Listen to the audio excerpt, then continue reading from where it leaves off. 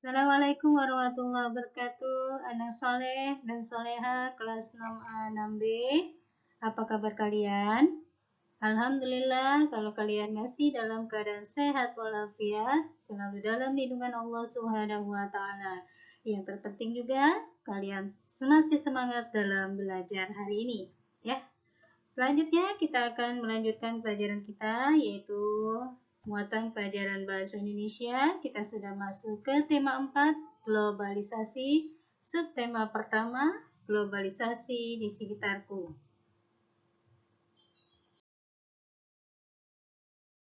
Kita akan mempelajari teks eksplanasi. Sebelumnya, di pekan yang lalu, Ibu sudah pernah menjelaskan di tema 3 subtema 1, sudah pernah menjelaskan tentang teks eksplanasi. Baik, Ibu akan mengulang kembali dan bertanya kepada kalian, apakah kamu masih ingat teks eksplanasi? Alhamdulillah, kalau kalian masih ingat. Yang lupa, bisa dibuka kembali channel Ibu di tema 3 subtema 1. Apa itu teks eksplanasi? Teks eksplanasi adalah teks yang berisi tentang proses bagaimana dan mengapa mengenai suatu topik yang berhubungan dengan fenomena alam, sosial, ilmu pengetahuan, dan budaya yang terjadi dalam kehidupan sehari-hari. Artinya, teks itu berhubungan dengan fenomena alam. Ingat, teksnya berhubungan dengan fenomena alam, sosial, ilmu pengetahuan, dan budaya.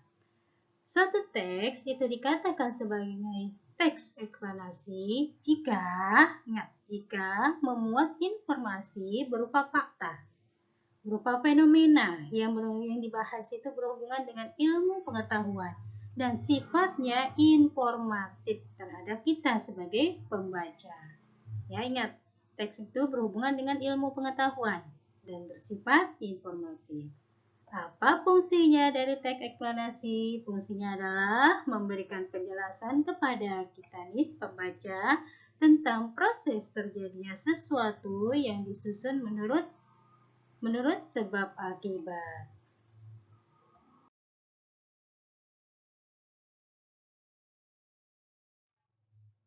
Struktur teks eksplanasi. Masih ingat kembali juga strukturnya? Struktur teks eksplanasi ada 3, betul. Yang pertama adalah teks eksplanasi itu paragraf pertamanya berisi pernyataan umum. Ya, pernyataan umum berisi informasi awal atau penjelasan awal secara umum tentang hal atau topik yang akan dibahas.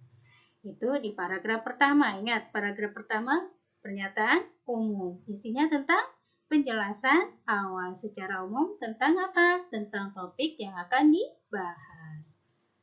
Kalau paragraf kedua dan seterusnya, biasanya paragraf itu ada 4, 3, 5 ya. Kalau pertamanya itu namanya pernyataan umum, paragraf kedua dan 3, 4 atau berapa itu seterusnya, itu namanya deret penjelas. Apa itu isinya? Isinya tentang uraian, inti atau inti dari penjelasan tentang hal yang dibahas secara urut dari awal sampai akhir. Jadi paragraf kedua namanya apa? Deret penjelas. Isinya tentang uraian ya, tentang penjelasan yang dibahas dari awal sampai akhir. Paragraf terakhir. Nah, paragraf terakhir ini namanya interpretasi.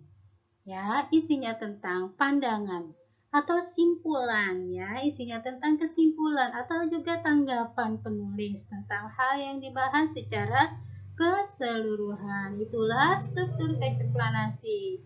Paragraf pertama, kedua, dan seterusnya ya. Terakhir, paragraf terakhir. Paragraf pertama tentang pernyataan umum, yang kedua namanya deret penjelas, yang ketiga interpretasi. Nah, menyampaikan informasi penting dari teks eksplanasi. Bagaimana menyampaikannya? Informasi penting yang sudah kamu temukan dari membaca teks ya. Kamu membaca teks menemui informasi penting. Dapat kamu sampaikan secara apa? Bisa secara lisan, juga berupa tulisan ya.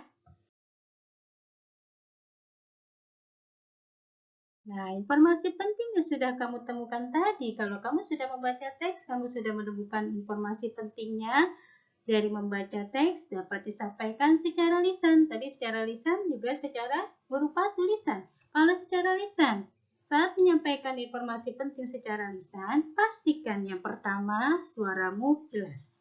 Jelas gimana? Suaranya nyaring, ya, bisa didengar oleh pendengar. Yang kedua, intonasimu jelas. Intonasi itu apa sih, Ibu? Intonasi itu variasi suara. Naik turunnya suara. Panjang pendeknya suara, intonasi ya. Yang ketiga, tidak menimbulkan makna ganda atau ambigu. Maknanya lebih dari satu. Itu menyebabkan apa? Menyebabkan ketidakjelasan atau menyebabkan kebingungan ya. Tidak menimbulkan makna ganda.